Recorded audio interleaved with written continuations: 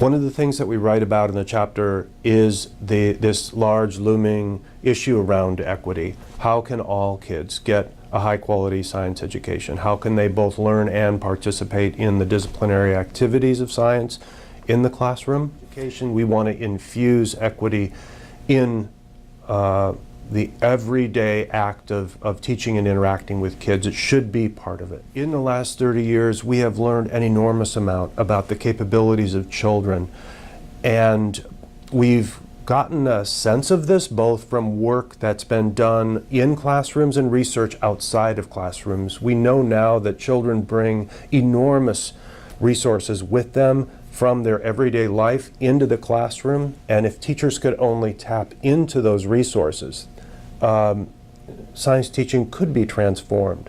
I'm talking about things like the way kids use language. I'm talking about everyday experiences that they have with the natural world.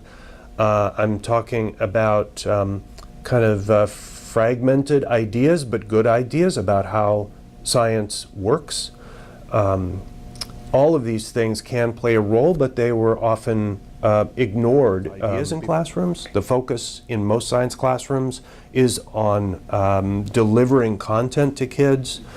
There is, in America, a lot of science activity. There's so much science, hands-on kinds of activities that go on every day. Science teachers have gotten that message that active learning is important. The problem has been they don't know how to engage kids in meaningful sense-making about that activity. So we know from large-scale observational studies that we have some work to do, and we know where that work needs to be done. Okay. So one thing that I'm working on with my colleague Jessica Thompson is the idea of a networked improvement community.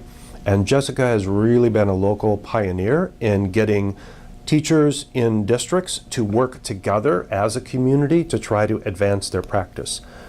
She and I have developed this notion of ambitious science teaching, and it includes both dimensions of rigor and equity. And we believe that we've got a great core of hardworking teachers, particularly in the South Puget Sound area, who have been willing to work with us over the last few years and to take some risks, some pedagogical risks in the classroom to try out innovative forms of teaching.